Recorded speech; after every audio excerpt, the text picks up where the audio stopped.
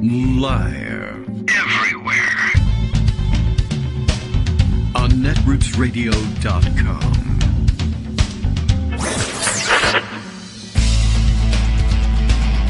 David Waldman. Kagro. In the morning. Now, here's David Waldman. Hey, good morning, everybody. How you doing? It is Tuesday, December 20th, 2022. You know what time it is? It's 9:01, but it's time for another show. That's the usual refrain here. And, okay, well, kicking off another of these winter break shows where everything's a little off kilter because the usual routine, which usually throws everything off kilter, isn't here to throw things off kilter, and something else has to do it. And what is kilter? I'm not just thinking about that, and I know what off kilter is, but and I assume you're just on it. Otherwise, what is kilter? Well, I don't know. Maybe there's nothing. I actually just looked it up. I just put in kilter in the Google search, and well, what comes up is out of kilter, but in kilter, and I've not seen, it doesn't say off kilter. There we go, but here's off kilter. There's an off kilter character. Kilter definition and meaning. Let's see what they have over at Merriam-Webster.com. Proper or usual state of order, or condition, order. Okay, so it's really just used as out of kilter. No one ever says, well, everything's in kilter, or anything of the sort. So, okay, well, it would be, I guess, out of kilter or off kilter to say something like that. So there you go. Now you've learned a little something in the morning, and that's really all I plan to tell you about that. Well, anyway, there's plenty of other things, though, that I wanted to share with you, and there are very many. I need to go back to the story of the loony weirdo who showed up in Congress, or will be showing up in Congress come January. Uh-oh, I must have saved something that doesn't work quite right in...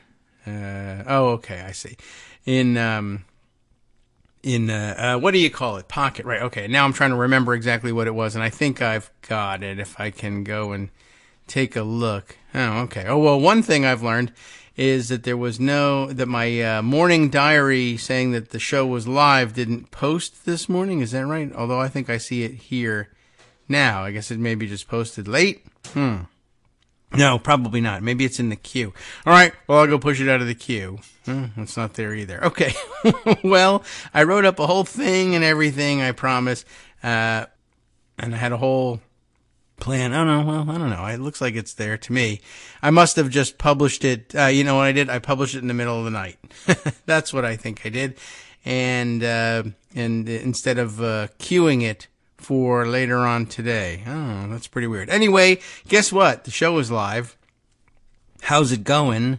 And here's what I said. In case the thing isn't published anywhere, and I don't really want to take the time to look into whether or not it's up there and published, although really it should be there by now. I just was wishing everybody a happy Tuesday, and especially to our absent friend Joan McCarter, who's on vacation.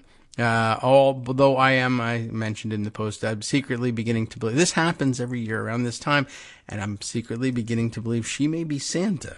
That could be the reason for the absence. It's a pretty good explanation for the fact that she's on vacation, around this time that everybody else is also on vacation at this time of year. Though it is possible, I also noted that she may be running the George Santos AI chatbot, which I think is what is actually happening with George Santos, the weirdo candidate who won in New York's 3rd district and who is going to show up as a member of Congress, apparently the first AI chatbot to be elected to Congress. It's a groundbreaking achievement. And, of course, I say that because as we read the profile yesterday, and it kind of occurred to me, if he's not a chatbot himself, and there's no reason to, it's really more specifically that I feel like his profile, his bio, such as it is, whatever it is we can point to and say it's his bio, seems to me like what you would get if you asked a chatbot to design a candidate for you. Listen, I need to win New York's 3rd district with a Republican candidate. Not an impossible accomplishment by any means, I don't think. It is a Republican-leaning area, or so we're told, and it's Queens and close in Long Island. That's western part of, I guess, Nassau County there. And at any rate, it doesn't extend that far out the island before you run into the next congressional district. But, it's close in, and, it's white ethnic and working class largely. And so, there's a tendency, I guess, towards the Reagan conservatism type of mindset that translated so easily somehow into Trump conservatism. Anyway, so the Republican has won the seat, and it's not astonishing, but it was a pretty big margin, which, whatever. Anyway, but a big margin for somebody about whom we knew basically nothing. And now it turns out that we knew nothing about him because all the things that he said about himself turned out not to be true. This is very odd. But again, I feel like if you ask the chatbot, design me a candidate who can win here. Yes, it's conservative leaning, but it's a fairly close into New York City suburban area. It's fairly cosmopolitan as that goes. And, lots of exposure to lots of different cultures and cultural inputs there in the New York City area. So it's not rural, and it's not heartland America, white guys only sort of a situation.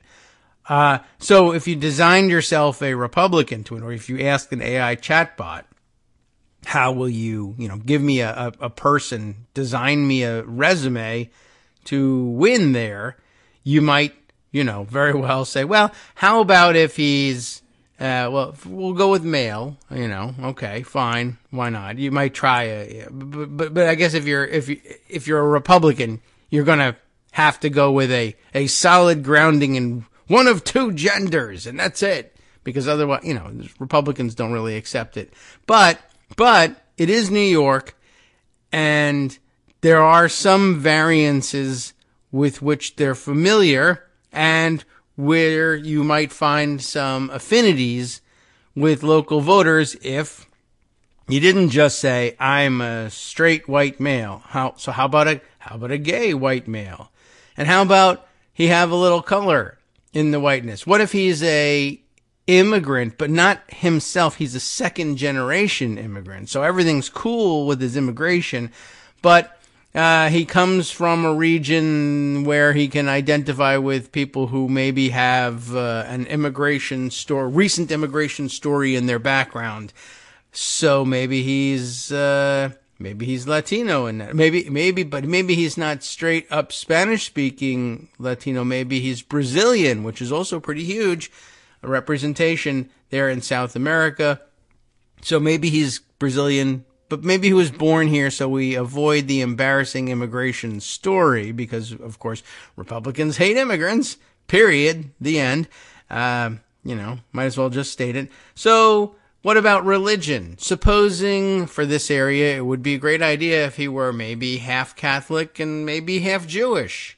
Why not? He's a half Catholic, half Jew. It happens, right? Half Catholic, half Jewish, Brazilian, but not Brazilian, born here, but gay too, don't forget that. And also, well, he's got a Wall Street resume, working for big firms on Wall Street. He's also a self-made real estate magnate working for his family business. He's a family businessman. Yes, that's right. And also, he saves pets. He loves animals. He's got it all. He's gay, he's Catholic, he's Jewish, he's Brazilian, he's American, he's Wall Street, he's a pet-loving philanthropist. He's got everything. And what are you likely to, I don't know, so, is that very likely? I mean, maybe there is such a person. But he also wants to spend his time running for Congress as a Republican. I just find that an odd combination to come up with. And, certainly easier to come up with if you can make up anything you want. So why the hell not? Let's just say, fine. He's this person. I mean, somebody showed up, I think, for debates and things. There's video of the guy. So I think there's a real human. The resume is fake, though. And I'm just kind of curious. So, I think a chatbot sort of sums it up. Well, anyway, you might wonder, still, what's the deal with this guy? We read the story yesterday that said that only a few years ago he was kind of stuck in a job working for a I don't know what, a financial concern of some kind that was paying him only $55,000 a year, which is for a guy who now claims to be a Wall Street tycoon, or at least a small family business tycoon worth, some number of tens of millions of dollars, managing a portfolio anyway of worth that, and pulling down salaries now of $750,000 for just a couple of years ago to be making $55,000. And then it turns out that the company he's working for is a Ponzi scheme anyway. There's really no explanation of how he leaps to this position where he's making $750,000 a year, managing $80 million in a real estate portfolio, and lending $700,000 to his campaign, and it's not very well explained. And the financial disclosure form, again, if you asked an AI chatbot, how can you match the story that you told people with the $700,000 that you loaned to your campaign, which you've already disclosed?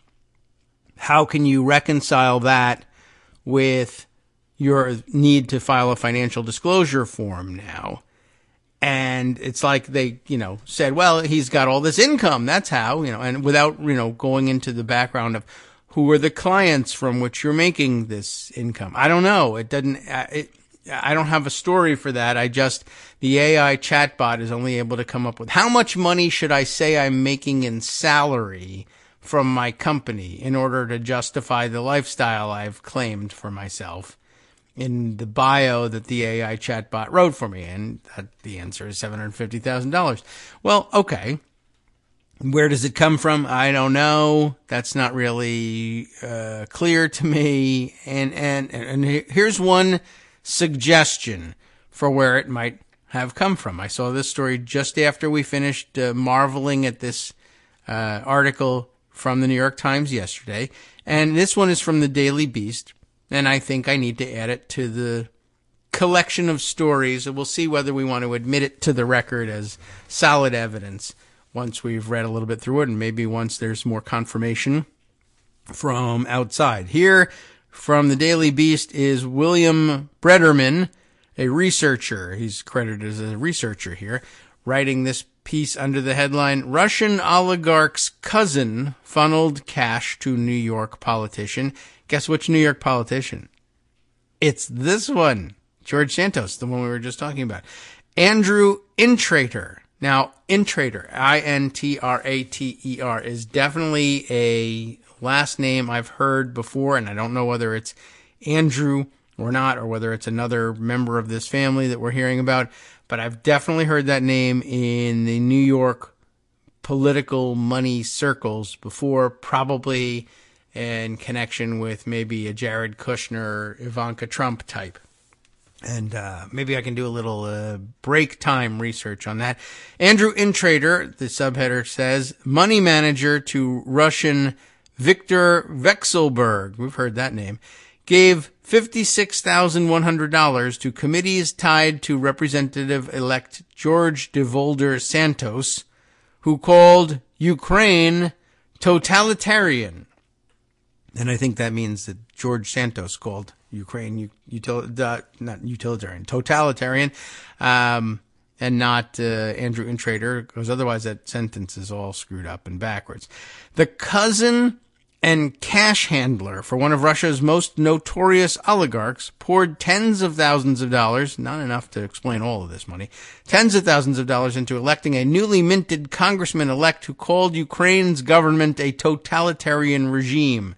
So, not good news, I guess, for continued aid to Ukraine with the election of George Santos here. But I think maybe there'll be enough votes to carry them across the line, but he's going to be an opponent, apparently. Republican George DeVolder Santos, now going by the hyphenated version of his name, and apparently he's done both in the past.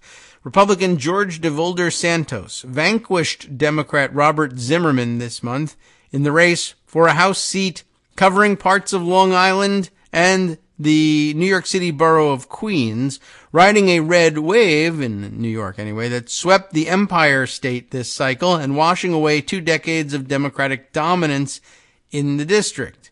So you can tell from the context of the writing that we're talking about an article from November, because that's when the elections were, and they said that it happened in the elections this month.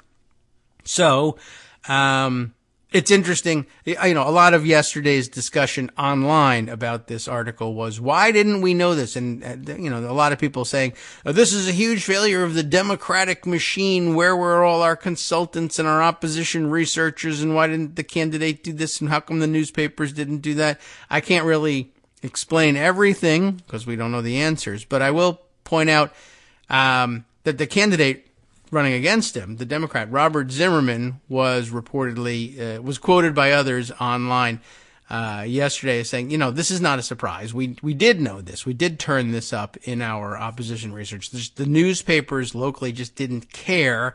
They were selling the crime narrative. There was another crime happening right before their eyes, but they were busy telling people about other people's crimes and didn't want to hear about this guy's crimes or alleged crimes or the crimes or alleged crimes attached to the people who were funding him. That wasn't an interesting story. The other crimes were.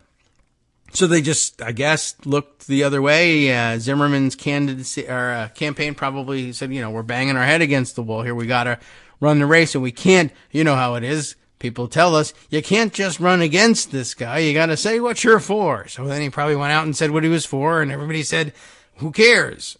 We're all for that. And besides, this guy's chatbot says he might be for it too. We can't really tell. Anyway, that plus the fact that, why are we only learning this just now? Well, they knew this, what I'm about to tell you, in late November. So my guess is it was known, and local news outlets either didn't care or whatever, or maybe they printed an article or two, and I don't know, it just didn't catch fire. You and I didn't hear about it. Why are we just hearing about it now? I don't know. Other people heard about it earlier. Why didn't you read about it?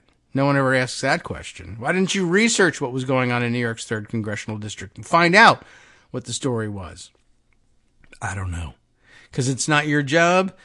Okay, that's a pretty good excuse. Well, anyway, back to the article here. As we had said, George DeVolder Santos vanquished Democrat Robert Zimmerman in this area where, though it was, conservative-ish leaning, Democrats had held the congressional representation in the area for 2 decades, but with a growing interest in, Trumpy Republicanism.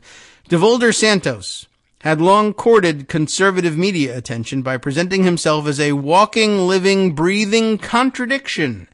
Yeah, the AI chatbot version of his life. A gay Latino millennial born in New York City who is also a fervent devotee of ex-President Donald Trump. Got a little immigrant background, but he's not an illegal immigrant. In fact, he's not even an immigrant at all. He was born here. So look out. He may be a dreamer, but, never mind all of that. We did it, somehow, something legal. Anyway, for much of his professional career, which included a stint as a regional director at an alleged Ponzi scheme, I didn't even know you could be regional director of a Ponzi scheme. They must have told people that it wasn't the Ponzi scheme. This Republican, who used the name George DeVolder throughout much of his professional career, however, right, so that's the interesting part, right, I need to get some constituencies built here so I can get some votes together and run for Congress. So now I will graft on the Santos part of the name. Maybe I used it, maybe I didn't. In business, when he was trying to, I guess, present as more white, George DeVolder. Trying to present as more Latino, George DeVolder Santos. Trying to be, trying to run for Congress, George Santos. That's it. Anyway, as they said, for much of his professional career, he was George DeVolder. However, as he ventured further into the world of politics, he began to increasingly use the name George DeVolder Santos or simply George Santos. He stood out at the Washington Post earlier this year for his remarks to the Washington Post earlier this year for his remarks in the aftermath of Russia's bloody, unprovoked assault on Ukraine. By the way, it says earlier this year, I'm going to click through to see the article. February 2022, I guess, maybe that's his first appearance in the Washington Post as a candidate. I'm sure they didn't, delve into his background. They were just collecting, campaign and online quotes from conservatives going the other way on Ukraine. Well, anyway, so that's how he first comes to Washington Post's attention, I guess, saying it's not like Ukraine is a great democracy. It's a totalitarian regime. They're not a great bastion of freedom, the congressman-to-be told the paper. Well, that's unfortunate. He has insisted that Ukraine, quote, welcomed the Russians into their provinces, an apparent reference to President Vladimir Putin's 2014 invasion to prop up rogue separatist parties, and that Ukrainians in the East, quote, feel more Russian than Ukrainian, even though every single Ukrainian province overwhelmingly voted for independence in 1991. It was not the first time DeVolder Santos had parroted Kremlin talking points. In the weeks before Putin's brutal, blundering attack upon his Western neighbor, the candidate repeatedly took to Twitter to accuse President Joe Biden of plotting to, quote, start a war with Russia and deploy American troops to Ukraine. Okay. Although, all right, well, whatever. I don't, is the timing even right there? All right, here's a couple of embedded tweets in which he does just that. Joe Biden is willing to start a war in Eastern Europe and send American soldiers into a deadly combat zone to protect Ukraine's border, but fails miserably to protect the American southern border. This administration is a colossal failure, top to bottom, no exceptions, he says in February of this year. And then also in February, we are going to enter a war in the middle of the Eastern Europe winter against Russia to defend the sovereignty of Ukraine. Meanwhile, this is the site at the U.S. southern border where our sovereignty is no longer a priority, and it's people crossing a body of water. I don't know whether it's really a picture from the southern border or not, but that would not be out of keeping with the Republican tactics on that one. But unreported until now, the Daily Beast says, we got to get to the meat of this story, is that by the time DeVolder Santos made these statements, his congressional ambitions had already received a $32,800 boost from a controversial figure linked to the uppermost echelons of the Russian regime, and that support would more than double in size during the months ahead. The cash came from Andrew Intrater and his wife, who variously listed her occupations as homemaker or analyst for Falcon AI, one of her husband's subsidiary firms. I don't think it's artificial intelligence, it's AI, Andrew Intrater. Intrater's main venture is today called Sparrow Capital, but it previously used the name Columbus Nova, for whatever reason, and its primary function has long been to manage the investments of Intrater's cousin, Viktor Vekselberg, one of Putin's wealthiest and most influential courtiers. Oh, a new word for the oligarchs there. So tightly intertwined is Intrater's business with that of his relative, who snatched up swaths of Russia's aluminum and fuel industries during the post-Soviet period, that Columbus Nova described itself in 2007 Securities and Exchange Commission filings as the U.S.-based affiliate of Vekselberg's Renova Group. In fact, SEC records show that Columbus Nova was merely a trade name, and the company was in fact incorporated as Renova U.S. Management LLC until it rechristened itself Sparrow Capital in 2018. The rebrand came just months after the Department of the Treasury froze almost all of the company's assets for its tight ties to the heavily sanctioned Vekselberg. The following year, Intrater became a national figure when it surfaced that his firm had paid $500,000 to longtime Trump fixer Michael Cohen. Here we go. And the pair had exchanged hundreds of phone calls and text messages during the 2016 campaign. Michael, why didn't you tell us about this George Santos guy? Intrater sued the federal government in hopes of regaining access to his fortune, but a judge slapped the effort down in 2020. However, the businessman persisted and ultimately reached what court records refer to as an administrative agreement regarding at least part of the corporate accounts in late 2021. However, the case does not include this document, and InTrader's team did not respond to repeated requests for comment. InTrader's support for DeVolder Santos dates to the Gop-Pal's first failed bid for Congress in 2020, which got a $11,600 cash infusion from the financier and his bride, reflecting the maximum contribution then allowed. But after that initial defeat, federal donation limits would prove a small obstacle. Starting in March 2021, InTrader and his wife began pouring tens of thousands of dollars into auxiliary committees backing DeVolder Santos. $20,000 directly to GADS PAC, GADS, a leadership political action committee bearing the candidate's initials. Oh, he's got a leadership PAC before he's elected to Congress. That's really interesting. I think I've only seen that in, if ever, maybe only once or twice. Very rare. Of course, all right, so there's also $12,100 to DeVolder Santos Nassau Victory, a joint fundraising committee formed with the Nassau County Republican Party. DeVolder Santos Nassau Victory had to drop $10,000 of that gift into the Nassau GOP's federal account, but that account made just 2 federal expenditures this cycle, the larger of them by far being the purchase of lawn signs supporting DeVolder Santos. I told you those lawn signs are extremely important in some places. All of this came on top of $12,400 that InTrader and Pentinen, I'm not even certain who Pentinen is, we'll have to check back on that, gave the DeVolder Santos for Congress committee. So more on these shenanigans after this.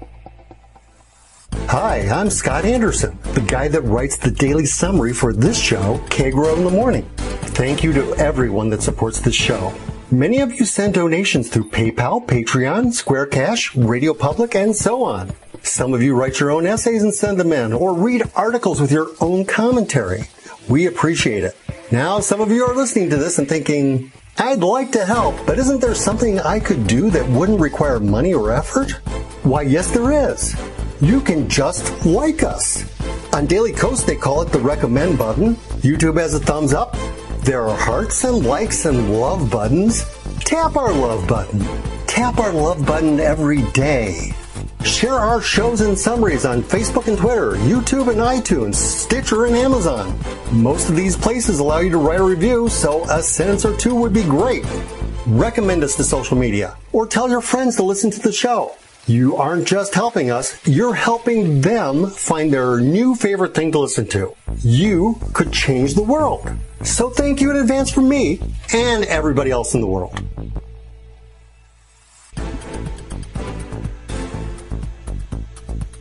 All right, welcome back now to the Kagro in the Morning Show here on Netroots Radio. My goodness. All right, so we left off in the middle of the George DeVolder Santos revelations that come our way thanks to the folks at the Daily Beast. One guy at the Daily Beast, a researcher. I'll scroll back and credit him for this work.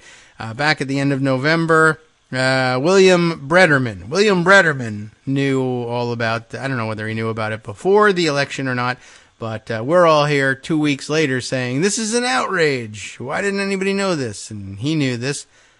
Maybe not in time to make a difference in the election, but neither did we.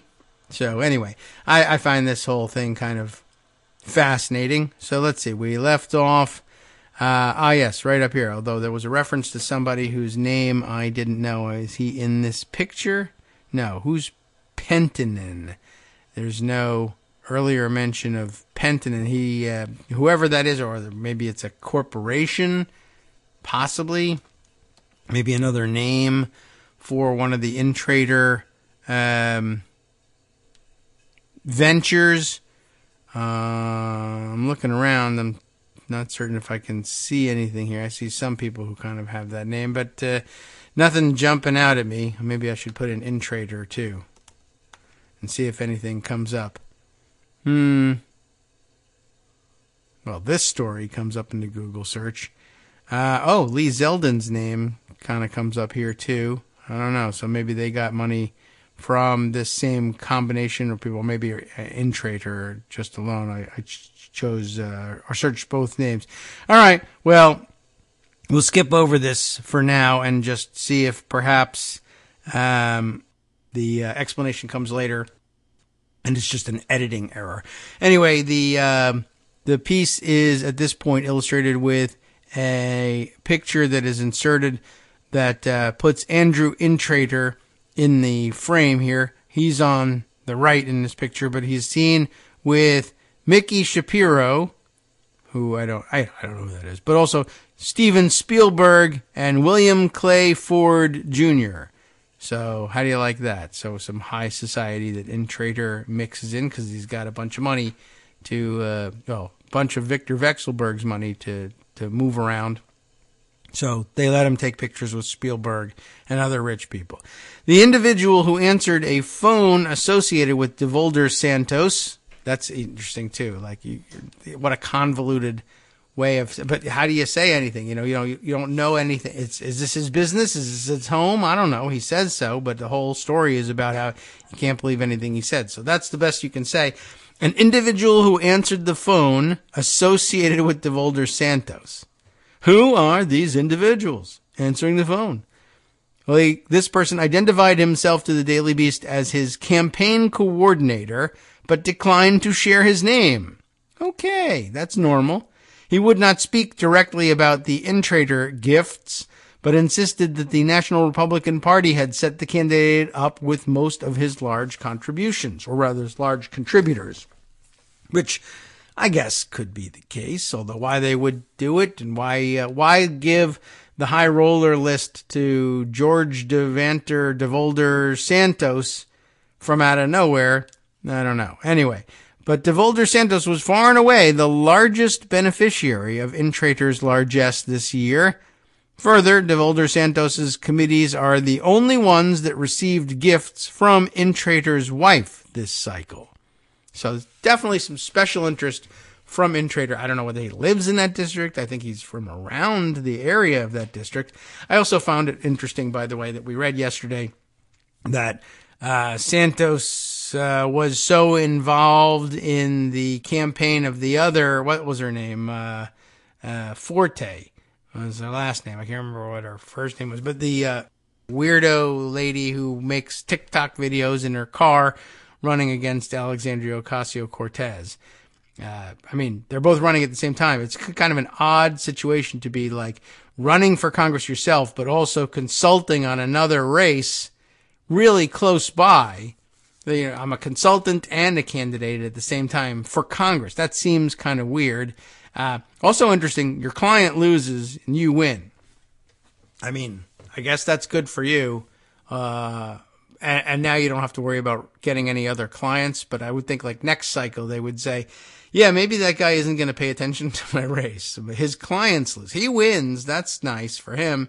And it maybe makes it so that you could say, well, he knows how to win. He just doesn't know how to help anybody else win. Anyway, he was far and away the largest beneficiary of InTrader's largesse and one of the only ones, to get a gift from InTrader's wife, which it may or may not indicate any interest on her part. It's just Andrew maybe needed to be able to double his contribution, so he gave the money in his wife's name. And elsewhere, he just doesn't do that, apparently. The campaign coordinator, the unidentified person, directed the Daily Beast to forward all questions to a press email, but messages sent to the address provided received no reply. Shortly after the Russian onslaught against Ukraine began and public opinion swung toward Kyiv, DeVolder Santos appeared to soften his stance on the country. Right, when it was still possible to color American public perception of the situation as in pro-Russian tones, that's what he did. When it became untenable, he backed off a little bit. In a Fox News interview, he highlighted that his grandfather was born in the Ukrainian capital, and on Twitter, he has urged prayers for the country. So if it's in the news, he's got a birth connection to it. Brazil, New York, Ukraine, whatever it takes. Okay. Anyway. Yes, here is an embedded tweet. This is by February 24th. He's changed his tune. So February 12th, Ukraine, totalitarian. The real problem is the U.S. border. February 22nd, what was the other embedded tweet? Yeah. February 2nd and then February 12th. And then by February 24th, and it's a short month. By February 24th, he's now pray for Ukraine with the little emoji of praying hands. However, he seems to have avoided the topic since late February, and it is unclear at this point whether he will join the anti-Ukraine faction within the narrow GOP majority in seeking to sever aid to the embattled nation. I don't think they're going to be able to put the votes together for that one, but okay. And who knows? Did they let the guy in? By the way, I mean, what would you do with this guy showing up with a certificate of election at this point in time, knowing what you know about him, and knowing what you know about the fact that the Republican Party has gone as far as sending fake electors and fake electoral certificates for these electors to Congress in an attempt to change the outcome of the presidential election? Is George Santos the real person? Is the certificate of election that was issued in his name valid? I have no particular reason to doubt the authorities in New York State certifying his election, but are they looking into it themselves? Are they sure he is who he says he is? Has he shown any ID at any point? I mean, I don't know. I would think maybe you don't want to seat somebody who's such a blank slate.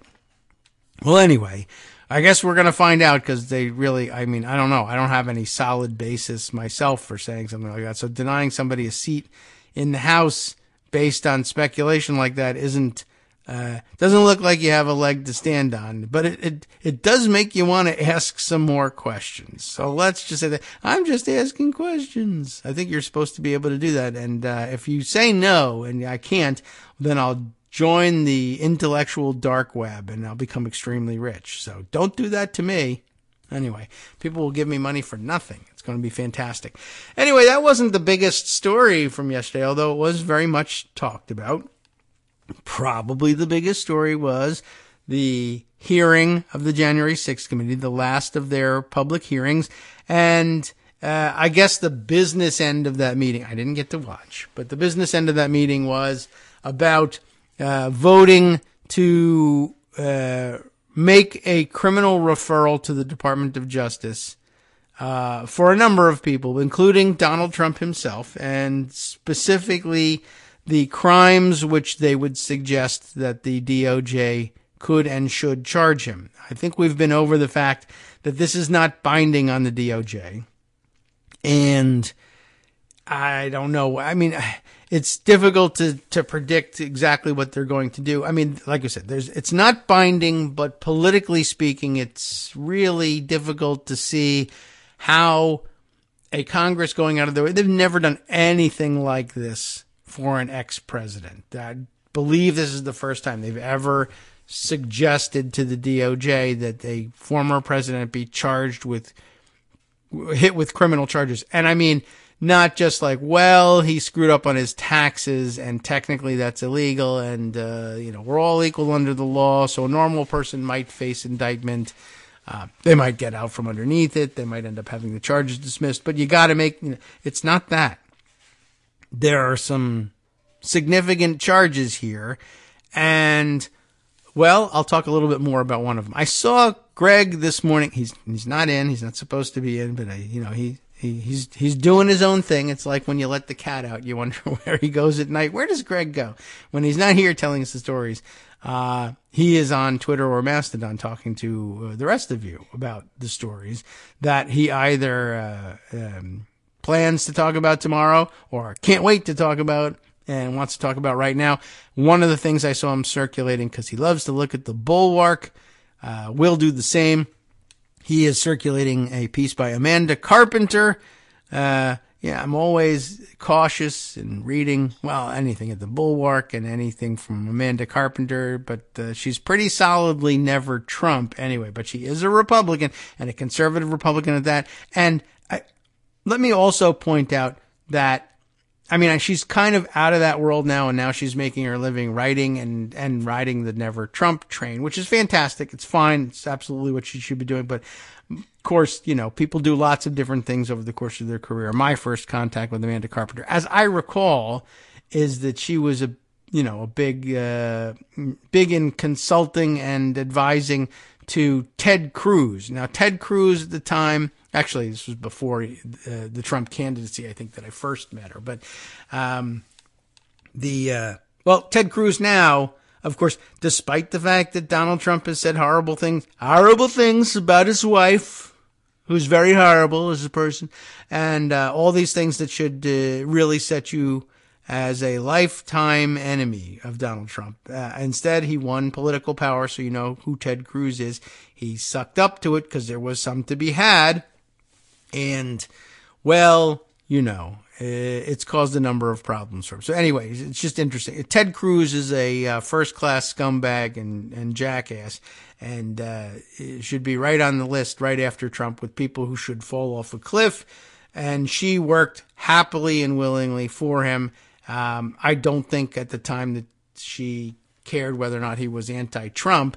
I don't even think that she cares very much about what stance he's taken on Trump since, because she's not working for him anymore. But, whatever. All I'm saying is, at bottom, she, like other anti-Trumpers, are pretty serious wacko conservatives.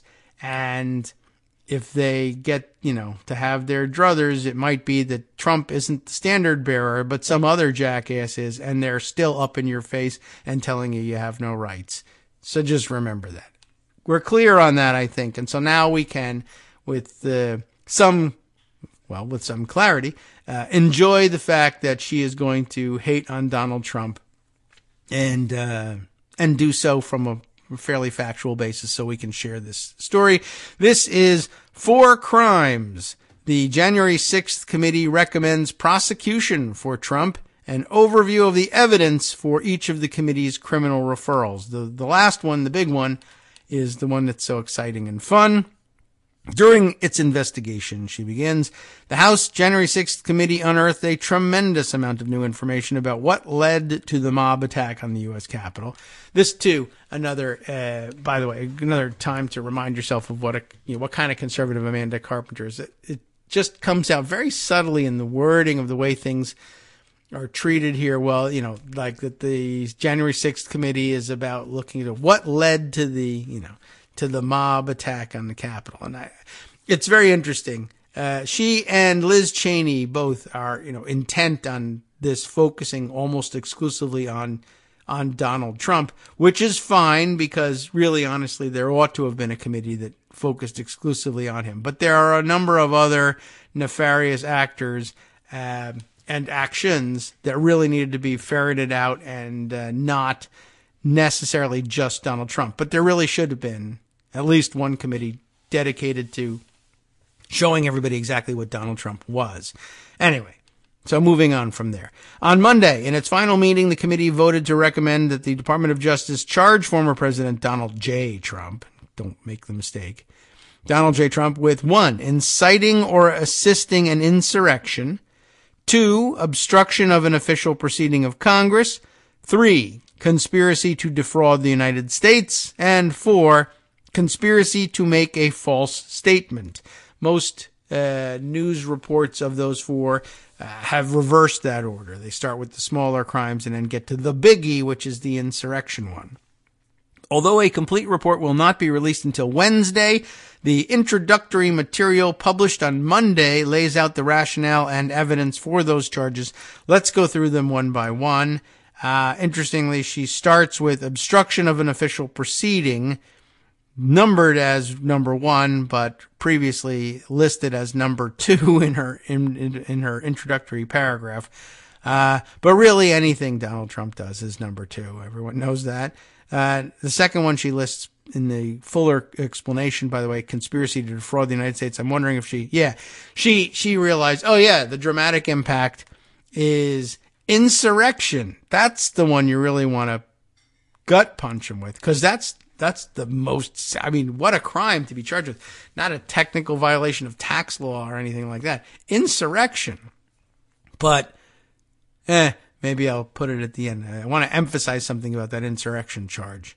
Beyond the fact that he's a former president charged with insurrection. Unbelievable. All right, first one up, obstruction of an official proceeding. We'll look at her view of this stuff. On its face, this charge is relatively easy to understand. Trump orchestrated several plots to prevent or delay counting electoral college votes from the 2020 presidential election, including the scheme concocted by his legal advisor, John Eastman, which involved convincing Vice President Mike Pence to reject slates of electors during the ceremonial congressional counting of the ballots on January 6th. To make this charge stick, it must be proven that Trump acted with corrupt, quote, intent. The committee argues those actions were corrupt because by January 6th, Trump knew he had lost dozens of lawsuits challenging the election results. His campaign advisors and the Justice Department told him there had been no fraud sufficient to change the election's outcome. Trump, quote, knew that no majority of any state legislature had taken or manifested any intentions to take any official action that could change a state's electoral college votes, according to the report, but he pushed forward anyway. Nevertheless, he persisted. To demonstrate corrupt intent, the committee cites this email exchange that Pence aide Greg Jacob had with Eastman in real time as the violence unfolded on Capitol Hill. I think we've read it before. There wasn't new information in this. It was just sort of a new presentation plus the recommendation. That was so interesting. Well, here's the exchange. While sheltering in a loading dock with the vice president during the violent January 6th attack, Greg Jacob asked Dr. Eastman in an email, did you advise the president that in your professional judgment, the vice president does not have the power to decide things unilaterally? Dr. Eastman's response stated that the president had been so advised, but then indicated that President Trump continued to pressure the vice president to act illegally. But you know him, once he gets something in his head, it's hard to get him to change course. Oh, gee. And like you didn't exploit that. The committee is recommending that Eastman, too, be charged with obstruction. And I guess that one is a little more difficult. I mean, maybe it makes sense, given that he seems to be playing both sides of the fence. Well, we did instruct him, but you know how he is, and so do I, and that's why I did this, because I knew that he would do that. He would never, I can sort of sotto voce let him know that, some people think this is a crime. But you know how he is. He gets it in his head. I mean, it is hard to dissuade him of things, but it can happen. You just have to make an effort. And he wasn't going to make that effort. But I'm a little leery of charging him with conspiracy and obstruction, though, you may yet be able to prove the case. But it is a matter of, in theory, some of this stuff could have worked, I guess. But you had to have won some of the lawsuits somewhere along the line, or have some indication that a state legislature is actually going to act. And at some point you knew they weren't going to act either. And you should have said, well, the prerequisites for my crazy scheme aren't coming together. I can't support simply grabbing the votes and running away and saying we won. I had a whole plan laid out and the plan isn't coming together. Anyway, while the committee believes that Trump's demonstrated pressure campaign on Pence to prevent certification of the election would on its own be sufficient for charging Trump, it also points to several other instances of obstruction, such as Trump's plot to create and transmit fraudulent electoral slates to Congress, which was intended to facilitate the unlawful action Trump wanted Pence to take. That is a good point. Well made there, I think.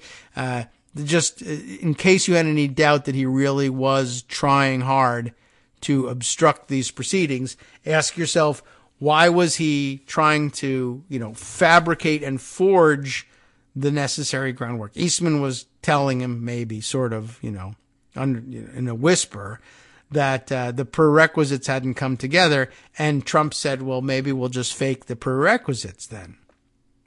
Well, that shows a, remarkable understanding of what was necessary to underpin the claims that he was making. They just weren't true, but he was looking to manufacture it. Okay, well, that is a conspiracy to obstruct.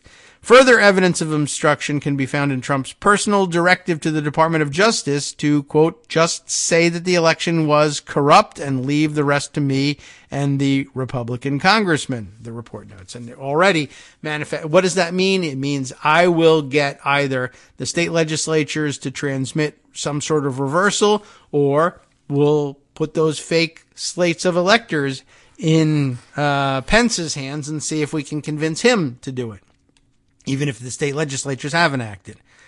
And the committee also points to the draft letter written by Trump Department of Justice appointee Jeffrey Clark. I think I have something new on him in pocket somewhere. Clark, that was intended to convince the Georgia state legislature to change its slate of electors based on false allegations of fraud. And he's trying to manufacture it, can't get a state legislature to do it, considers having Clark send this letter. Maybe we can prod the Georgia state legislature into doing it. That doesn't come together for various reasons. Then maybe we'll just transmit fake electors regardless of the fact that no state legislature is willing to act. Not so great for him. The letter was transparently false, of course, improper and illegal, the report states. President Trump had multiple communications with Clark in the days before January 6th, and there is no basis to doubt that President Trump offered Clark the position of acting attorney general, knowing that Clark would send the letter and others like it. Also relevant to this charge, the committee points to all the evidence that while the attack was actually underway, Trump refused requests from advisors and supporters begging him to make a public statement to quell the violence. Putting all these pieces together, the committee concludes that through action and inaction, President Trump corruptly obstructed, delayed, and impeded the vote count. It's pretty solid. But not if you don't believe anything, and we didn't know. All he wanted to do was get rid of the ketchup that was on his plate.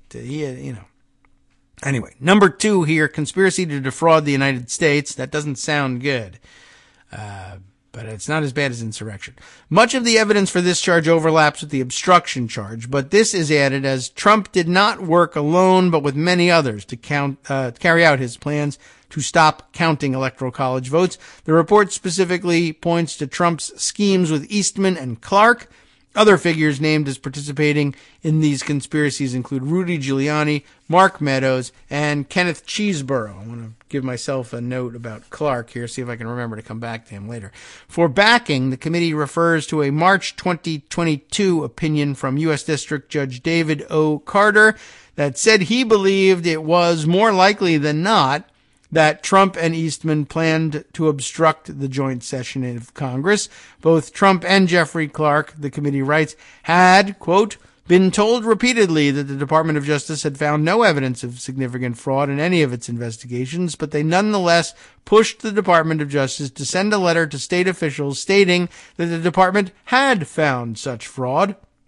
And Georgia Secretary of State Brett Raffensperger and others made clear to the president that they had no authority to find him 11,780 votes, but the president relentlessly insisted that they do exactly that, even to the point of suggesting there could be criminal consequences if they refused.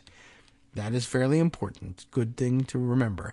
The committee, that's significant levels of corruption here. We will find a way to charge you criminally unless you do this crime for me.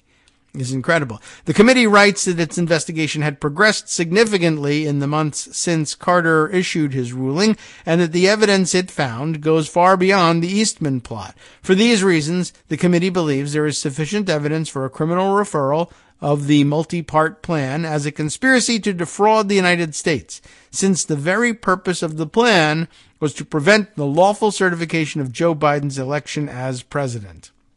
All right, next up, number 3, conspiracy to make a false statement. Okay. This charge relates to the plot to submit fake electors to Congress and the National Archives. The certifications signed by Trump electors in multiple states were patently false. The report says Vice President Biden won each of those states, and the relevant state authorities had so certified. It can hardly be disputed that the false slates of electors were material, as nothing can be more material to the joint session of Congress to certify the election than the question of which candidate won which states. The report notes that while some of the signatories may have believed that the certificates would only be used if Trump won relevant legal cases challenging the results, that rationale cannot apply to Trump himself. President Trump, including acting through co-conspirators such as John Eastman and Kenneth Chesebro, relied on the existence of those fake electors as a basis for asserting that the vice president could reject or delay certification of the Biden electors. The report explains, the only remaining question is who engaged in this conspiracy. Committee investigators wrote, who might some of these people be? For one, the report specifically names Republican National Committee Chair Ronna McDaniel. Ooh, look out. The quote from the report, anticipating that the Eastman strategy for January 6th would be implemented, President Trump worked with a handful of others to prepare a series of false Trump electoral slates for 7 states Biden actually won. President Trump personally conducted a teleconference with Eastman and Republican National Committee Chair Ronna McDaniel a few days before December 14th and solicited the RNC's assistance with the scheme. McDaniel agreed to provide that assistance. In sum, the evidence indicates that he entered into an agreement with Eastman and others to make the false statement, that is, the fake electoral certificates, by deceitful or dishonest means, and at least one member of the conspiracy engaged in at least one overt act in furtherance of the conspiracy, e.g., President Trump and Eastman's call to Ronna McDaniel.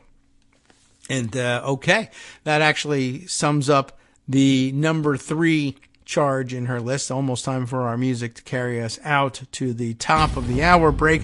And then the big one, the big charge, the big dog, the incitement or assistance or aid and comfort to an insurrection. But I have a different part of that statute. It's a short recitation, the statute. We'll take a look at it. And yeah, I have not seen anybody pointing to this one, and I don't know that it really matters a great deal, but it's the one that caught my eye early on, and I kind of want to share it with you. We'll do that after this break. Be right back.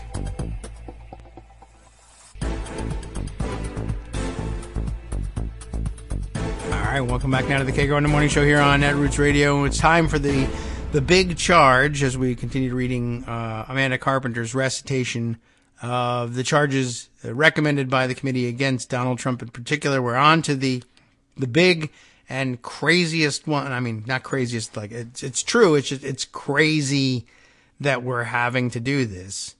No one ever anticipated this. I don't know. You'd think they probably in the founding era, they actually did anticipate such a thing. It's just we've been very lucky for a long time because, of course, they did have this problem among founding era folks. Aaron Burr, for instance, found not guilty in the treason charge leveled against him, but it's hard to see how he would have escaped insurrection charges. But at any rate, insurrections were a little more common back in those days. I think it was just, very loose federal government control over most things. Anyway, we're on to the insurrection charge, number 4. And again, as it's listed here in the section header here, incite, assist, or aid and comfort an insurrection. The committee makes note that Trump can be convicted of insurrection without having been shown to have entered any kind of agreement with the rioters. It's important to know. People are worried about that. I didn't know any of them. I thought they were Antifa. You know what? It doesn't matter. Instead, the president need only have incited, assisted, or aided and comforted those who engaged in violence or other lawless activity in an effort to prevent the peaceful transition of the presidency under our Constitution, the report states. That's language that they're quoting from the statute. And again, there's more language in that statute. It's not very long. So you could quote the whole thing, and, there's another good piece in there. I'll get to it. Maybe you already know. In detail, the report documents how Trump summoned the mob to Washington, urged it to march to the Capitol. It's right there. It's right there. It's amazing. Are people not reading the statute? Maybe. Anyway, urged them to march to the Capitol, and then tweeted at 2:24 p.m. that, quote, Mike Pence didn't have the courage to do what should have been done to protect our country and Constitution, our beautiful, beautiful Constitution. The report faults Trump for creating, more quotes. Oh, no, this is the committee. Okay, he's not saying it. But we could say it like him anyway. The report faults Trump for creating a desperate and false expectation. Wait a minute, why am I saying this? About what Pence could legally do that ended up putting the vice president and his entourage and many others at the Capitol in physical danger. Wait a minute, why am I should not be testifying to this. No, the opposite of this is what beautifully, strongly happened. But yes, that also happened. The report also notes that the committee has evidence from multiple sources establishing that Trump knew violence was underway by the time he tweeted that Pence didn't have courage, so kill him. When testifying to the committee, former White House counsel Patsy Baloney declined to disclose his direct communications with Trump, but the report states that the Department of Justice now appears to have obtained a ruling that Patsy Cipollone can testify before a grand jury about these communications. So we haven't yet had that, but good that we now have that ruling from the Justice Department. The report continues, the committee believes that Cipollone and others can provide direct testimony establishing that President Trump refused repeatedly for multiple hours to make a public statement directing his violent and lawless supporters to leave the Capitol. President Trump did not want his supporters, who had effectively halted the vote counting, to disperse. Evidence obtained by the committee also indicates that President Trump did not want to provide security assistance to the Capitol during that violent period. This appalling behavior by our commander-in-chief, it's appalling. Commander-in-chief is occurred despite his affirmative constitutional duty to act to ensure that the laws are faithfully executed. But, he had his fingers crossed. What are we going to do? He said he promised it, but he couldn't do it. I don't know. I've always been skeptical of charging somebody with violating their oath, even though it would be convenient because it happens a lot and it's really annoying. That refusal to act, the committee notes, very strongly suggests that Trump intended to assist or to aid and comfort the violent mob seeking to disrupt the peaceful transfer of power. All right, well, shall we read our conclusion and then we'll turn around and come back to the statute. Provocatively, the report also flags concerns about witness tampering. One witness told the committee she terminated her lawyer, who was receiving payments for the representation from a group allied with President Trump. That witness said that her lawyer, there's some bullet points here, advised that she, quote, could, in certain circumstances, tell the committee that she did not recall facts when she actually did recall them.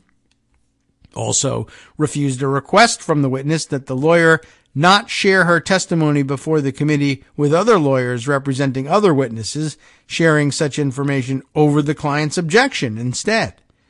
Also refused a request from the witness to not share information from her testimony with members of the press, which the lawyers did over her objection instead, and refused to disclose who was paying them to legally represent the witness, telling her, we're not telling people where funding is coming from right now. Oh, okay, well, I'm telling you, you're not my lawyer anymore. She did eventually dismiss that lawyer, and good thing too. If someone's offering you free lawyers, I'll get you the best lawyers in the country and I'll pay for it. I know it's very tempting, but that's done because they want to control what you're doing, and maybe to your detriment. They don't really care about you, and you won't have a lawyer that represents your interests. The client is the person who's paying the bills, and you're just in the way. Furthermore, the witness was reportedly offered a job that would make her financially very comfortable by entities related to Trump. Those offers were withdrawn or failed to materialize after the substance of her testimony became public. I'm getting some sense of who that might be. The committee states that more details about this will be available when the full report and transcripts are released, as multiple persons affiliated with President Trump contacted the witness in the weeks before her hearing. Further, the committee is aware of multiple efforts by President Trump to contact witnesses. Here, the report provides a further clue, somewhat mysterious, certainly troubling, about what's ahead by highlighting news reports about the Justice Department's ongoing investigation into Trump's seizure of classified documents. The report notes the conduct of counsel for certain witnesses whose fees are being paid by President Trump's Save America Political Action Committee. Of course, they wouldn't be being paid for by Donald Trump. He's not parting with any of his cash. Lawyers who take such payments arguably have specific incentives to defend President Trump rather than zealously represent their own clients, the report says. And probably a bad idea to even refer to them as the clients. The client is the person who pays. The Department of Justice and the Fulton County District Attorney have been provided with certain information related to this topic. There is much more in the report's introduction that is worth dissecting, and the full report out later this week will be positively mountainous. For now, though, one last lingering note of interest from the introduction. The report also raises concerns about other witnesses, including Ivanka Trump, Kayleigh McEnany, and those who still rely for their income or employment by organizations linked to President Trump, such as the America First Policy Institute. That organization, which bears a particularly large roster of former Trump White House officials and appointees, clearly deserves closer public scrutiny. All right. So there you go. And then at the bottom, the little identifier about Amanda Carpenter, just in case you were wondering. Bulwark political columnist Amanda Carpenter is an author, a former communications director for Senator Ted Cruz, PU, and former speechwriter to Senator Jim DeMint, vomitous, but anti-Trump. So there you go. Anyway, so what's missing from number 4? I saw this report on it, omitting it. I saw, I guess, Mastodon toots from Don Beyer, congressman from Northern Virginia, also missing this. I mean, maybe, am I just the only one? Am I being ridiculous about this? I don't know. But like I said, it's a short statute. So, it comes to mind because, as is almost always the case in these things, we knew what was going on. I mean, we did. We really, obviously. January 6th, it was fairly obvious what had happened and who needed to be charged with what for it. So, it's no, great vision, no prognostication that requires some extraordinary skill and insight to have seen by January 6th, the same day or within days, where would this come down? But I'll claim some credit anyway. Hearkening back to the Bad Bird place that Elon Musk bought on January 9th, 2021, I tweeted, look, basically saying the statute that you ought to be charging Donald Trump with is 18 U.S. Code Section 2383, rebellion or insurrection. And I know a lot of people, well, no, I don't know, man. That sounds like one of those ancient statutes that we really haven't used very frequently. This is very difficult to imagine in modern times. But by the way, so he was charged with insurrection, and just so we get all the technical notes connected here, there was a rundown in the report of what sections of the code they're talking about here, not just the names and the shorthand names of the crimes with which Trump is being charged, but that number 4 charge there, the one that actually goes to insurrection, is in fact 18 U.S. Code Section 2383. Why was I so convinced on January 9th that would be one of the charges that he should, at least that he should have been charged with? I don't think I would have told you on January 9th, not even January 9th of this year, not even January 9th of next year. Well, I tell you, I'm certain that he will be charged with insurrection. He may very well not be. Should he be? Yes. Why did I think so? Well, I read the statute, And it seemed pretty clear. And you can't always do that and just say, well, the words of the statute say, because there's all kinds of interpretation that's gone on in the meantime since the statute was put on the books, and the judges tell you what it really means. But insurrection is not that frequently charged. There's not going to be a tremendous amount of case law that says that this statute means something other than the pretty plain language involved in it. But it is, I don't know, maybe I should look up the whole thing here again. I just took this clip of it, screenshot, but 18 U.S., what's the number again? 2383? I think so. Here it is. I've been Googling it so frequently. No, the whole thing, that section, anyway, is extremely short. And, okay, so as you know, they were like, oh, well, he gave aid and comfort, and he encouraged and assisted the insurrection. But you may remember my reading of this a couple of times on the show and tweeting about it extensively. It begins this way: whoever incites, they got him on incites, sets on foot, assists or engages in any rebellion or insurrection against the authority of the United States or the laws thereof, or gives aid and comfort thereto, shall be fined under this title or imprisoned not more than 10 years. 10 years is pretty hefty. Or both. And this part here, some people noticed this one yesterday, even as people were saying they're never going to charge him with insurrection. People said, well, the committee may be suggesting a charge of insurrection for this reason. The last clause of 18 U.S. Code Section 2383, that person convicted under this title shall be incapable of holding any office under the United States. It has a disqualification penalty. That would relieve us of a lot of pressure for 2024 in terms of worrying about Donald Trump coming back, of course. So yes, that would be an excellent reason for the committee to include insurrection charges. But the thing nobody mentioned was the thing that I loved immediately upon reading this thing. It was as if Donald Trump had gone out of his way and said, not only am I going to do an insurrection, I am going to violate the entirety of this statute, the very letter of it, as literally as possible. Sets on foot. Nobody picks up on this one. Nobody just they say, well, Trump incites rebellion. He engaged in rebellion. Maybe. I mean, that one might be a little difficult to prove because he didn't show up there. But that he gave aid and comfort thereto, et cetera, all of these other things, but never says he sets on foot.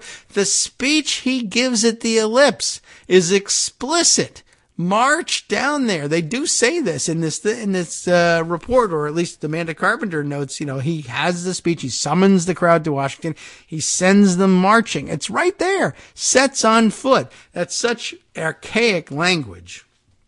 And it comes, inspired really by the founding era, that when we were talking about an insurrection, mustering troops somewhere and then marching, whether they're marching on Washington or any other place, marching out there in formation or whatever. He set them on foot. He said, walk down, we're going to march down, we're going to walk down to the Capitol. I'll be right there with you. You remember that whole bit. That was never mind all, the fact that he didn't actually show up. That's interesting and maybe helpful in proving some cases somewhere, but not quite as interesting as sets on foot. They were literally sent down there for the purpose of starting the violent phase of this insurrection. And nobody's calling it out, and I'm very upset about that. I thought that was the thing that everybody would enjoy. And that's why when I tweeted about it on January 9th, 2021, I quoted that part. Sets on foot.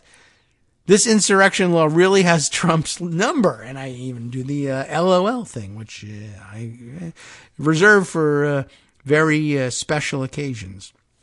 But I'm surprised that nobody has pointed out he violated every word of this statute.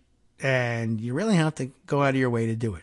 Okay, so moving on from there, I mentioned that there was something about Jeff Clark somewhere in my pocket here, and I think it's been sitting around for a little while, but not that long, since last week, from somebody's Substack. Who's Jay Quo? Jay Quo's Substack, The Status Quo, with a K, because that's how he spells his name. Wouldn't be nearly as funny if his last name began with a Q. Who is he?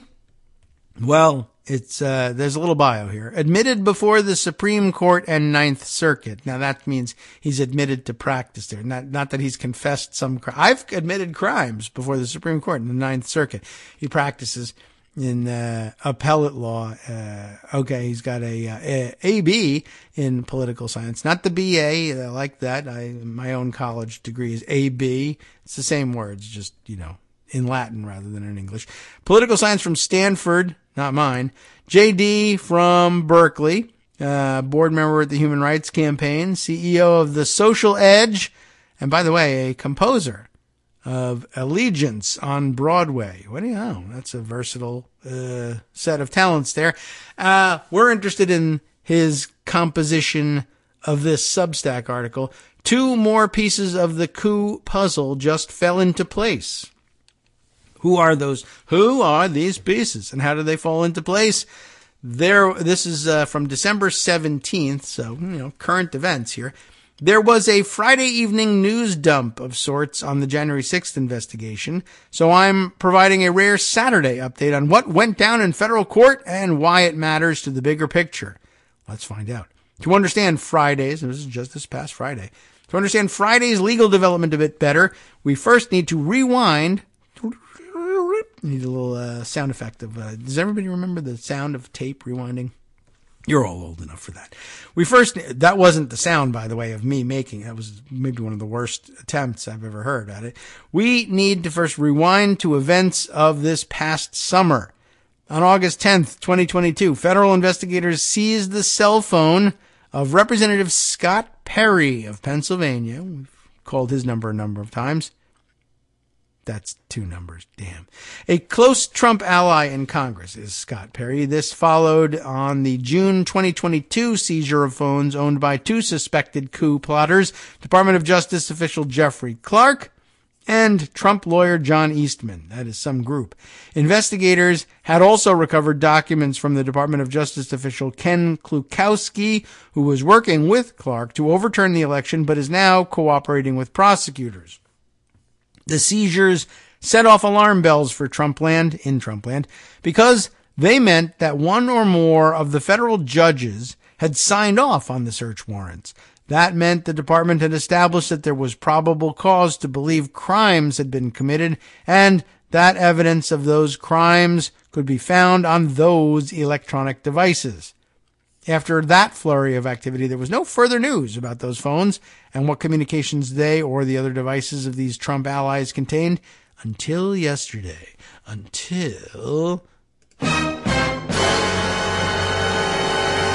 maybe I should have done that after yesterday. But anyway, until yesterday. And that yesterday was last Friday. Late Friday, at the request of the Justice Department, the Honorable Beryl A. Howell, Chief Judge of the Federal District Court in Washington, D.C., unsealed 2 earlier orders she had issued. While the orders remain partially redacted, they reveal some important behind-the-scenes information. Investigators had seized the documents from lawyers and a sitting Congress member, Perry. So, per protocol, a filter team at the DOJ had been reviewing the documents for any potential attorney-client or work product privileges. The apt name of the filter team raised a chuckle. Project Coconut. I'm not really sure why that's apt, but okay. I mean, the empty coconuts of these 3 nuts, perhaps. I don't know. Anyway, following the review, the Trump allies sought to prevent the turning over of certain evidence, but in 2 rather scathing orders, Judge Howell ordered them released to investigators. The key documents that the parties fought over, what were they? The orders revealed the extent of the emails that investigators had retrieved from these Trump allies, amounting to over 130,000 documents. But it's always interesting to see which documents, among so many tens of thousands, the parties seem to care most about, so much so that they will file motions to prevent or force their disclosure, depending on which side you're on.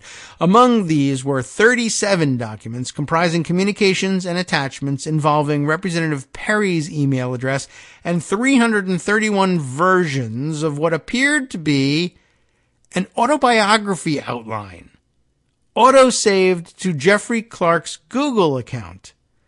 Let's take a look briefly at each of these. What the hell's going on here? Well, Jeffrey Clark has effed up monumentally. That's what. We don't yet know the precise substance of Perry's emails and attached documents, but we know some general contours from the non-redacted parts of one of Judge Howell's orders.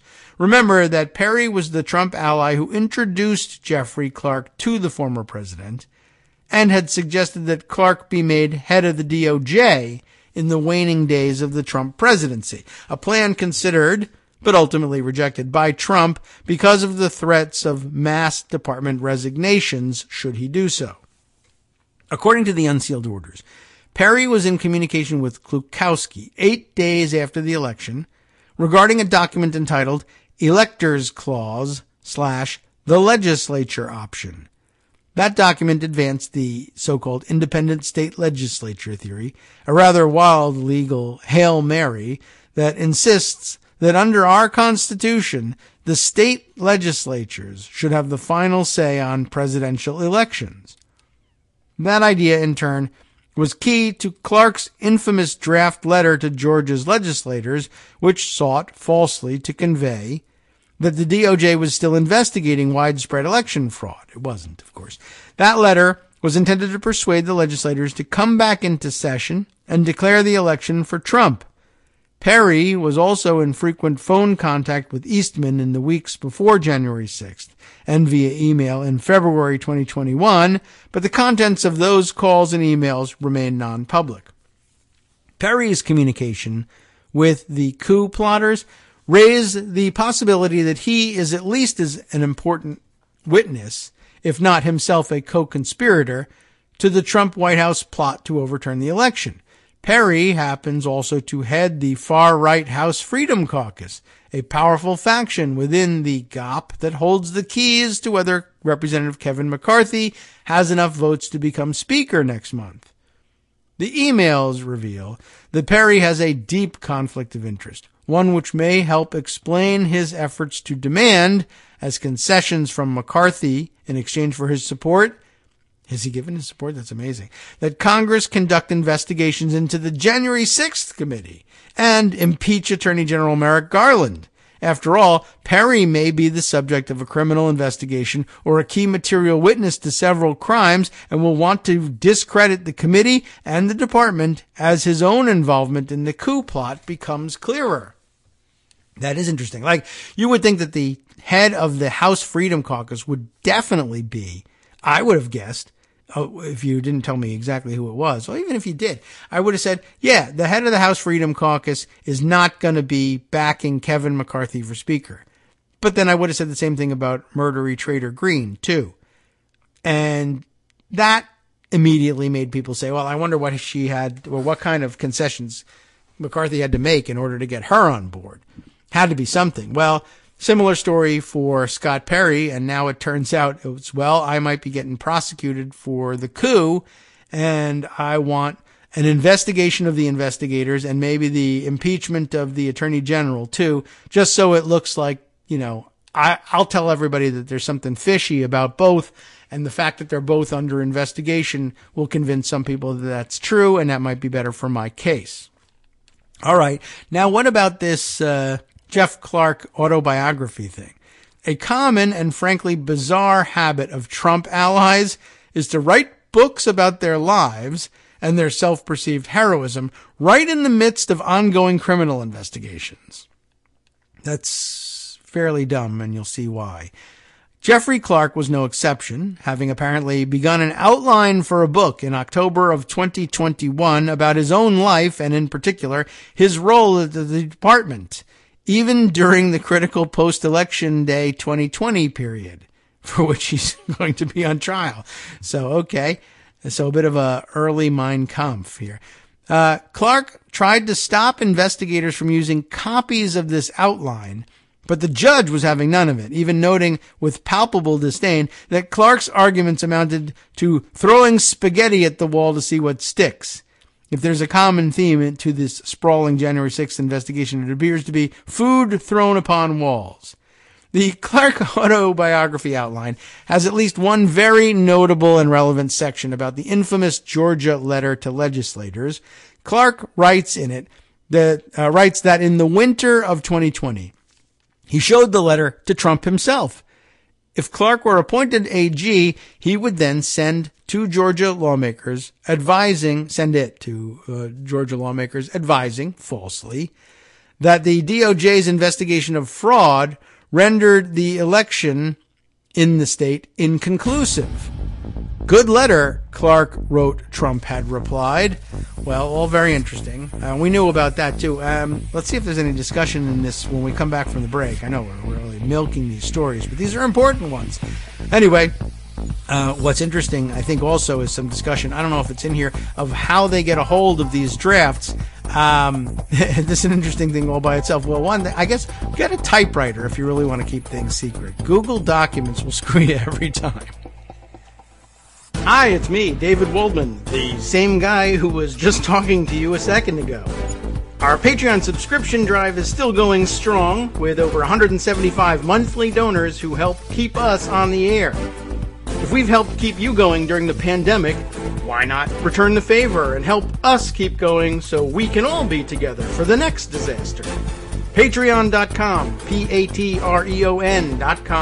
makes it easy to make secure, recurring monthly contributions to support our show. Patreon.com/KagroX gets you straight to our donation page. Maybe you'd like to thank us for keeping you sane during the Trump era. Maybe you're looking forward to in-depth explanations of what's going on in the Biden administration. Whatever it is that keeps you listening, we need your help to keep bringing it to you. And hey, if you happen to prefer using PayPal or even the Square Cash app, we're up and running with those options too. Thanks again, everyone, for all your support. We literally could not do this without you.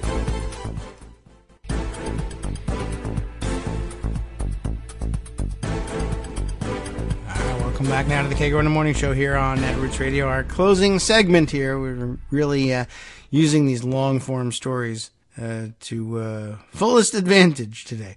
Okay, so where were we? Oh, yes, we were first of all discussing that Jeffrey Clark writing an autobiography and outlining it and using, I guess, Google Docs, which saves every iteration of it. I mean, there's a number of things to be said about that, but no discussion in here, I don't think, about the legal wrangling that must have taken place in order to pry these documents out. I don't know. I wonder whether he used his work computer to write his autobiography, which would have been monumentally stupid. But even if he didn't, even if he used his own private computer and saved his drafts on Google Docs, there's a lot of good reasons to do that if you're not committing a crime. But if you are in the middle of a crime, I know he didn't believe what he was doing was a crime and he thought everybody else was wrong. You know, you're all pre-wrong about what's legal and illegal. And this is, you know, maybe he even thought we'll want to have every draft for posterity. This is history in the making. This is the new founding, and we'll want to have every possible nuance. But more likely, he just didn't really think about what gets saved and what doesn't get saved, and that it wouldn't make any difference. Who cares about my autobiography? But if the autobiography is about, well, here's the reasons why I'm doing crimes right now, and then, you know, there's probable cause to believe that there's confessions to these crimes in each of the drafts. And I mean, he might, like, I guess really what could have been interesting to the prosecutors when they were seeking all the backups and original versions and things that got overwritten in Google Documents is, did Jeffrey Clark at any point, I mean, we think it's fairly certain that he committed the crimes and that he confesses to them in a way, in a manner of speaking, probably thinking he was declaring himself, you know, setting historical precedent. But if he loses his cases, then this will be confessions to crime. But I'm interested in, did he ever at any point say something like, I can't wait to do this crime. Wait a minute. I probably, you know, this is not the way I want to express it in the book. I can't wait to vindicate my theory of the independent state legislatures. That's how I should be saying it. And was there ever any draft that said something like, I love crime? and I can't wait to do more of it, or, something to that effect. And you would think no, but usually it comes out as a mistake, or it's sort of like, well, I knew we were pushing the boundaries, but even that would be very interesting to get a hold of. What do you mean you knew you were pushing the boundaries? That's what you want to question him on. And, you could slip out of it by saying, well, I knew that there were some people who would consider it to be illegal, but they're wrong. Okay, fine, whatever. But the point is, are there any confessions you didn't mean to make and that you typed over later on that we can still discover because you were dumb enough to write about your crimes on Google Documents instead of scratching it out on paper and burning things when you were under investigation? I'm not advocating that you do that. I'm glad we catch you in this. It's just, that's a lot of information security mistakes for somebody who wants to be Attorney General. We can just say that. Okay. So remember that we left off by having learned, not just that Clark had written this letter, but that he documents in his autobiography. I showed the letter to Trump personally. Good letter. Clark wrote that Trump had replied. So there you go. A present sense impression of what Trump thought about the letter. I saw it. I read it. I said it's a good thing. You should go forward with it. Now, you could argue in court, as his lawyers doubtless will at some point. If he's ever charged this way, Trump's lawyers will say he didn't know what he was reading. He said good letter just to get the guy out of his office. He says that about every letter somebody hands him. Maybe, maybe not. Anyway, these two words, good letter, could provide a link for prosecutors not only in D.C. but in Fulton County, Georgia, where a grand jury is weighing indictments for election interference. Remember, that was the point of this letter, was to end up in Fulton County, Georgia, to convince the Georgia state legislature to do some more criming. Clark has now stated in writing that Trump saw and approved of his draft letter to Georgia legislators, one that contained such demonstrably false claims that acting Attorney General Jeffrey Rosen dismissed it outright. Oh, and I forgot that we have the, where's my acting? Right, there we go. Acting, right. It's a lot quieter than I remember it. Anyway, acting AG Jeffrey Rosen dismissed it outright, one that this letter would have upended the entire election in the state. That means Trump's fingerprints are on the evidence. When proving a conspiracy case, this is the kind of evidence that shows that there was a criminal plan that the parties agreed to and took action to further. It is the kind of evidence that Clark will be hard-pressed to deny because he wrote those words himself. Even if he goes back and tries to delete it, we now have it. I can't help but wonder if the department moved specifically to unseal the earlier Howell orders at this time because it believed other investigators, both in Congress and in Atlanta, should have this evidence before them in advance of possible criminal referrals and indictments. The final day of hearings by the January 6th committee is Monday. That was yesterday now. And the committee may wish to make strong points about Scott Perry's extensive involvement in the coup plot and the good letter acknowledgement by Donald Trump. Those of you who watched the committee hearings, perhaps you can tell us whether that was the case or whether they were reserving that possibly for the press conference coming at the release of the full report sometime next week, I think. Although that timing is pretty lousy too. Maybe is it later this week? All right. Maybe that's it. I've forgotten already. Okay. Wow. So there you go. Now I've cleared the cache, I think, on Clark.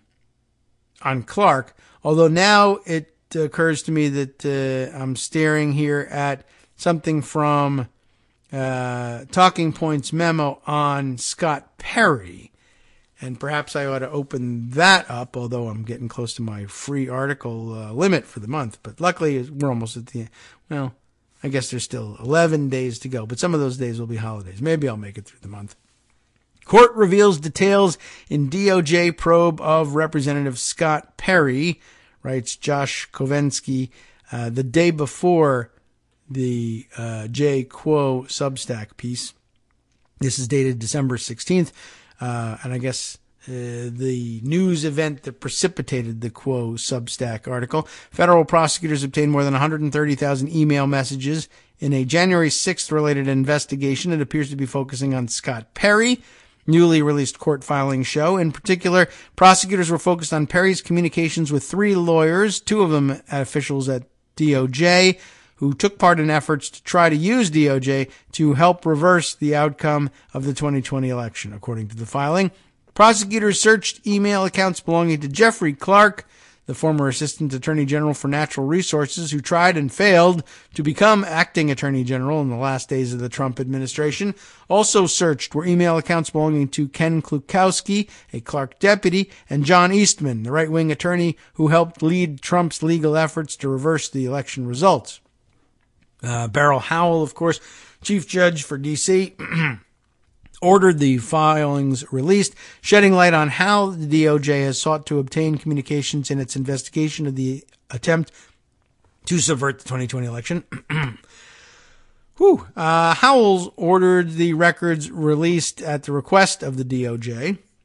The court orders show the DOJ earlier this year executed search warrants on the trio's email accounts. A DOJ filter team was set up to review potentially privileged information. You know about that. The filter team has prioritized an expedited review of any email exchanges involving Scott at patriotsforperry.com, which is presumptively used by U.S. Congressman Scott Perry of Pennsylvania. But his emails. The filter team's review of the Scott Perry email exchanges found 37 emails that were not privileged, and Howell ruled in June that they could be turned over to the investigative team. The newly unsealed order also show Howell finding in September that 331 records belonging to Clark were not protected by attorney-client privilege and could be turned over to the investigative team. Collectively, the 2 orders provide new insights into the January 6 investigations by the Justice Department. It's been known that federal investigators have focused on Perry and Clark, but the filings provide a new level of detail on the probes. The disputes captured in the newly released order are mostly over whether any privileges apply to the emails seized under the warrant. As such, they don't provide much new substantive information on the investigations. The Clark records appear largely to concern a draft outline of an autobiography that the former DOJ attorney was working on. Howell included choice quotes from the draft in her order, remarking that it appeared to consist of auto-saved iterative versions of an outline composed entirely on the Notes app. Not even Google Docs. The outline purportedly follows Clark from, as he described it, a young deplorable in Philadelphia, it's his own words, to the pinnacle of his career, winter of 2020, when he showed Trump a letter that, if appointed AG, he would send to Georgia, advising it that the DOJ had determined fraud rendered the election in the state inconclusive. Good letter, Trump replied to Clark, per the autobiography cited in the order. Clark, Howell suggested, tried unsuccessfully to shield his drafts as privileged, to keep them away from the prying eyes of federal investigators. All drafts, she wrote, contained a line noting that none of this outline reveals privileged information. That's pretty interesting, because, of course, what's he doing as a former, at that point, I guess, maybe he was still doing it while he was still at work at DOJ. As a DOJ employee or former employee, if you're publishing a book about your time at the DOJ or, Department of Defense or any department, really, where there might be some privileged or classified information involved in what you're writing about, you got to get your book cleared before publication by those departments. And so one of the standard disclaimers you might add, none of this outline reveals privileged information. You might be wrong about that, but that's the kind of claim you're going to want to make in order to get your book to publication. Now that they've seized it, he's saying, but you can't use this information. It's privileged. And Howell points out every page in this draft says that you think none of it reveals privileged information. So I'm going to take you at your word. You can't now say it's privileged. You said it wasn't right at the start. When you thought you would make money publishing this, you said it's non-privileged. Now, granted, I guess you could say, well, the DOJ should probably say, yes. That would be very tempting to just take him at his word. But, this is important stuff. We should actually review it to see whether it's privileged. So they did, by the way. They went ahead and did that, and then their filter team said, well, this information is not privileged. We'd like to have this. And it's at that point that Clark says, no, that's privileged, even though the page says that nothing in the whole outline is privileged. Now, we've redacted or withheld some parts of your outline, but this part, this doesn't meet any privilege test, and it says it's not privileged right on it. I think you're going to have to live with that one. After the Senate released a report documenting Clark's involvement in the DOJ hijack effort, Clark purportedly updated the outline to include a mention of some information which had been disclosed in testimony from other officials they should never have given. That's a quote. I'm not certain whose quote that is. Clark added a line to the most recent 2 drafts before investigators obtained them, saying, however, this is attorney work product. Oh, so how about that? He's writing on every page, this is not privileged information, not privileged information, not privileged information. Oh, they're getting a search warrant? This is privileged information. This is privileged information. No. The opinion reveals a level of disdain from Howell towards Clark's arguments that's rare in the annals of federal judicial writing. There was the throwing spaghetti at the wall, see what sticks comment. Howell offered a brief summary of some of the communications that were taken. One email circulated between Clark, Perry, and unnamed others purportedly included an excerpt from an essay by renowned Czech dissident Václav Havel, as well as an annotated Roger Stone interview. Don't mention the 2 of those guys side by side. Perry, a little-known member of the House, took a leading role in the effort to keep Trump in office contra the election results. Per texts from Mark Meadows' phone, published by TPM, Perry sought to involve the country's intelligence community in the effort and also pushed for top government officials to investigate Italygate, the theory that an Italian defense contractor was responsible for Trump's loss. Ah, yes. He also, Senate investigators found last year, introduced Clark to Trump. Records revealed in Howell's order show that investigators obtained correspondence between Clark and Perry that began before the 2020 election. From there, texts and other reporting shows Perry lobbied for Clark to become acting attorney general in a last-ditch effort to keep Trump in office that would have seen federal law enforcement wade into the outcome of an election that had already been decided. You can read all the full filings by following the Scribd inclusion at the end of the piece, but we're not going to go through all of that. But I thought some interesting and additional detail on the Perry situation was worth adding to that. Okay, man, there's a bunch of other stuff, of course, that makes some sense to try and add into the picture here, but we're getting low on time for the day. Let me throw you this news from Arizona. I guess there was some court action on the Kari Lake lawsuit, which is bonkers and stupid, but they have to go through some of this exercise, and I guess it wasn't all dismissed outright. So let's see what's going on. Arizona Central, probably representing or aggregating the writings from the Arizona Republic. Is that right? This from Ray Stern, yes, from the Arizona Republic. Judge orders 2-day trial in Kari Lake's lawsuit, but dismisses some claims. Let's see what's going on here. A judge declined Monday to dismiss Kari Lake's entire, I guess I would say, election challenge after oral arguments by attorneys giving her a chance to try to prove her claims of misconduct by election officials, which, probably should be dismissed now, but might prove very entertaining at some point. But, okay. Maricopa County Superior Court Judge Peter Thompson tossed 8 of the claims in Lake's lawsuit, but allowed 2 to remain that alleged an intentional plot by officials to manipulate the election in favor of Lake's Democratic opponent, Secretary of State Katie Hobbs. In 2 separate orders, he ruled that a 2-day trial will take place before January 2nd, and that Hobbs and County Recorder Stephen Richer would be required to testify as Lake wished. Lake has, quote, alleged intentional misconduct sufficient to affect the outcome of the election and thus has stated an issue of fact that requires going beyond the pleadings, the ruling stated. It continued that Lake must show at trial that the county's printer malfunctions, we read all about those. Well, we didn't finish that article. Maybe you all want to go back and look at that.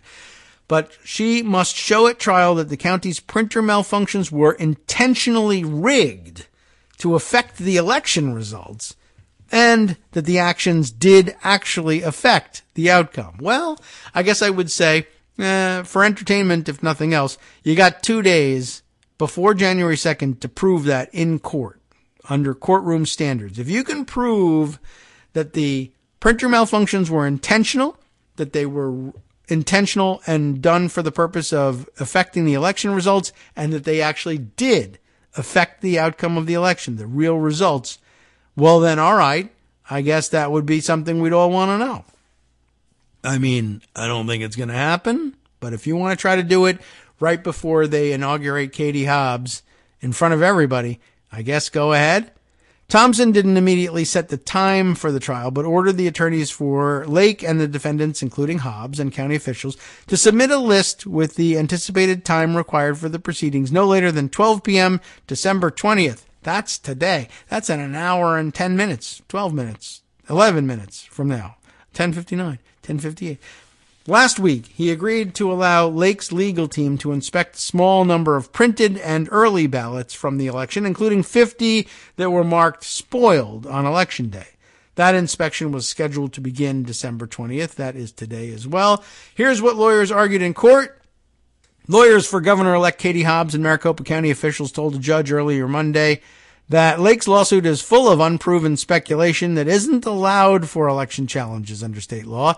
The lawyers who appeared before Thompson alongside attorneys for Lake gave a forceful rebuttal of claims by the unsuccessful governor candidate, saying her lawsuit fails to meet legal standards for an election complaint and contains baseless claims of fraud. The Trump-endorsed Republican is contesting election results that show she lost to her Democratic competitor and current Secretary of State Hobbs by just more than 17,000 votes. Her 70-page lawsuit, filed December 9th in Maricopa County Superior Court, contends that hundreds of thousands of illegal ballots infected the November 8th election, relying on so-called expert analysis and witness declarations. Lake hopes the court will declare her the rightful winner of the November 8th election or order a new election. Again, important to make that distinction. I'm afraid that she really doesn't. She does have lawyers that help her make that distinction, but I think in her mind, as with a lot of people, well, there are only two contestants. If the other one had fraud, then they should declare me the winner. Well, again, it doesn't necessarily follow. Maybe a new election. Even if you actually prove this stuff, I can't say why they would say you're the winner. They would say have another election. Lawyers for the officials named in Lake's lawsuit, including Hobbs, Richer, and 5 members of the County Board of Supervisors, said at Monday's hearing Lake's case should be thrown out because it doesn't adhere to the state standards for a valid election complaint. They also asked for sanctions against Lake. Kurt Olson, one of Lake's attorneys, meanwhile, portrayed the lawsuit as an expose of systemic problems, failures, and possible illegal acts by election officials that led to, quote, massive failures at the polling stations and, quote, tens of thousands of disenfranchised voters. Hobbs' team says the standards have not been met.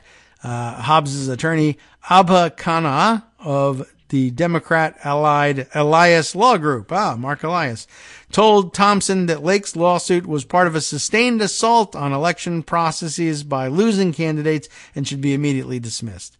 The lawsuit's theory of a master plot to target Lake by county officials who, like Lake, are Republicans, somehow happened without a single trace, no documents, no emails, no leaks, Khanna said. Glitches did strike machines at about a third of polling places in Maricopa County during the election, providing talking points for election-denying candidates such as Lake and losing GOP Secretary of State candidate Mark Finchem, but so far, no proof that voters were disenfranchised. When tabulators began rejecting some printed ballots on November 8th, creating frustration and long lines at some polling places, county officials instructed voters who worried that their ballots might not count, to leave them in a batch called Door 3, where they were retrieved later and counted. Large numbers of Republican voters followed the instructions of Lake and other conspiracy-minded candidates to vote in person on Election Day, rather than to mail their ballots, which made them more vulnerable to any polling place issues. Until the Trump era, Republicans had used mail-in ballots more than Democrats in Arizona. Out of 220 witnesses offered by Lake's lawsuit, the county's motion to dismiss the case notes that only 3 of those were unable to cast a ballot after choosing not to wait in line or go elsewhere. The voter declarations contain nothing that suggests any votes were counted unlawfully or any voters were wrongfully turned away, Kana said, adding that at most, those declarations state a handful of voters chose not to vote using the means available to them on Election Day. The key point in the case is that Arizona law requires a complaint to contain specific allegations of fraud, a standard developed to prevent unproven, freewheeling speculations that unfairly hold up the democratic process, she said. The law requires credible, positive, and unequivocal evidence of perceived problems, with presumptions in favor of the election results, but Lake's lawsuit offers only insinuations, she said. The lawsuit says that it is not alleging fraud, therefore striking out one of 2 legal criteria needed, she said. The other requirement is to show that alleged misconduct or illegal votes actually affected the outcome of the election, but Lake didn't do that either, Kana said. Ms. Lake does not come close to meeting the standards, she said. The lawsuit requires immediate dismissal. Then Lake's lawyers fight back. Lake's attorneys for the suit include Brian Blame, they did get him, who was a lawyer for Cyber Ninjas, the contractor hired by the state Senate for its review of the 2020 election, and Olson, a Washington, D.C. lawyer who recently was ordered to pay sanctions in a federal suit brought by Lake and Fincham that a different judge, said contained frivolous and baseless claims. So they've already been down this road with another judge and gotten fined. Olson, who spoke after the county lawyers, said the judge should put stock in the affidavit of top cyber expert Clay Parikh, whose analysis included that the county's system-wide failures could only be explained by intentional manipulation of county officials. An analysis based on science also showed that 15,000 to 29,000 votes were disenfranchised, Olson said. He also claimed the county mysteriously found 25,000 extra voters 2 days after the polls closed. Oh boy. I don't think so. Drawing from the lawsuit, Olson discussed various factors that he said led to massive failure on November 8th, such as Hobbs's reporting of misinformation on Twitter, a PAC started by Richer, alleging ballot chain of custody problems, and what he implied was a suspicious voter signature verification process. He appealed to the affidavits of 3 whistleblowers on the last point, claiming that tens of thousands of ballots were being pushed into the system that should never have been counted because of sloppy signature checks. Oh, gee. One of the county's lawyers, Tom Liddy, ripped Olson's claims that Parikh was a cyber expert, saying someone who maintained printers at a Staples office supply store would have impressed him more. Liddy said Olson's notion of 25,000 ghost ballots was simply because the county gave one early estimate of mail-in ballots that were dropped off at the polls on November 8th and then released the actual number a few days later. So they were estimating getting 25,000 fewer ballots, but then they got 25,000 more than they thought they were going to get. That's the explanation. I mean, that's easy to understand. He offered an answer to Olson's challenge to find another election in which tabulators failed to read ballots. Liddy said of those problems, they happen all the time because of printer issues. Wet ink on a ballot, ovals that aren't filled in.